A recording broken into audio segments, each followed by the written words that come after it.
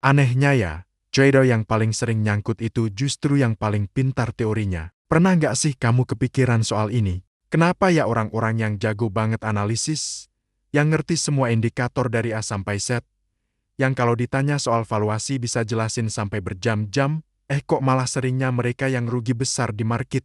Padahal kan harusnya sebaliknya ya, logikanya, makin pintar, makin cuan dong. Tapi kenyataannya di market seringkali gak gitu. Ini fenomena yang menarik banget dan jujur, ini adalah salah satu jebakan psikologis paling mematikan dalam trading. Hari ini kita akan bongkar tuntas kenapa trader pintar justru sering kalah dan apa rahasia di balik mindset para bandar yang sebenarnya sangat berbeda. Jadi, pastikan kamu tonton sampai habis ya, karena ini bisa mengubah cara pandangmu soal trading selamanya. Salah satu biang kerok utamanya adalah apa yang disebut dengan overconfidence bias atau bias kepercayaan diri yang berlebihan. Gini ceritanya, seorang trader sudah belajar banyak, dia sudah menguasai analisis teknikal, fundamental, baca berita ekonomi, semuanya lengkap. Lalu, dia menganalisis sebuah saham dan merasa, wah, ini pasti naik, analisisku gak mungkin salah. Keyakinan ini begitu kuat sampai dia merasa ini adalah kesempatan sekali seumur hidup. Apa yang terjadi selanjutnya? Dia masuk dengan posisi yang jauh lebih besar dari biasanya. Kalau biasanya dia cuma berani masuk 10 juta, sekarang dia hajar ratusan juta. Kenapa? Karena dia terlalu yakin dengan kepintarannya. Dia merasa sudah memecahkan kode market. Padahal, market itu penuh dengan ketidakpastian. Gak peduli seberapa pintar analisismu, selalu ada faktor ke-10 yang bisa membalikkan keadaan. Nah, ketika market bergerak tidak sesuai dengan analisisnya yang pasti benar itu, kerugiannya langsung meledak. Posisi yang terlalu besar tadi jadi bom waktu. Inilah bahayanya menjadi sok pintar di market. Kamu merasa tahu segalanya, padahal market bisa menamparmu kapan saja tanpa permisi. Ketika kamu terlalu percaya diri, manajemen risiko jadi nomor 2. Kamu mulai mengabaikan stop loss, kamu mulai averaging down secara membabi buta, karena egomu gak mau terima kalau analisismu salah.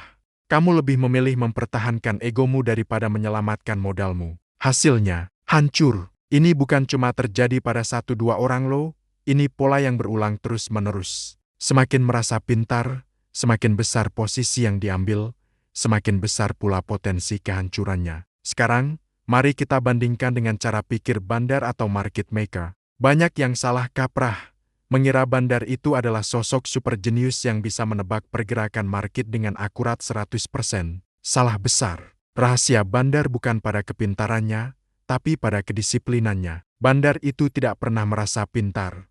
Mereka tidak pernah berpikir, wah, saham ini pasti naik atau ini pasti turun. Sebaliknya, mereka berpikir dalam kerangka probabilitas dan sistem. Mereka punya sistem trading yang sudah teruji, lengkap dengan aturan masuk, aturan keluar, dan manajemen risiko yang super ketat.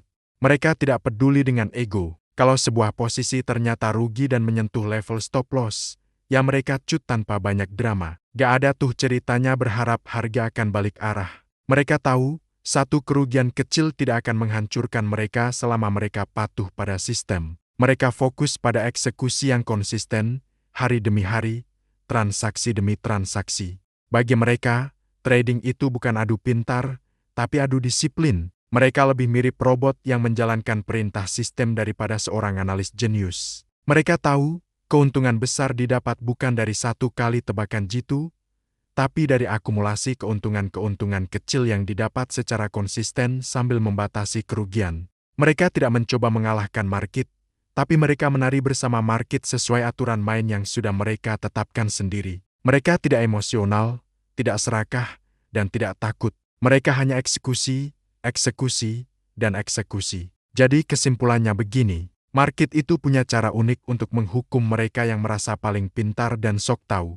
Ego dan overconfidence adalah racun paling mematikan dalam trading. Sebaliknya, market akan memberikan penghargaan bagi mereka yang rendah hati, disiplin, dan konsisten menjalankan sistemnya. Jadi, pertanyaan pentingnya bukan seberapa pintar saya dalam menganalisis, tapi seberapa disiplin saya dalam mengikuti rencana trading saya. Kalau kamu mau benar-benar belajar bagaimana cara trading yang benar, dengan sistem yang logis dan manajemen risiko yang jelas, kamu bisa coba pelajari sistem trading saham Kotakasu. Semua penjelasannya sudah saya rangkum dalam sebuah e-book yang bisa kamu pesan lewat link di deskripsi video ini ya. Semoga video ini membuka wawasan baru buat kamu semua. Terima kasih sudah menonton, jangan lupa like, subscribe, dan sampai jumpa di video berikutnya.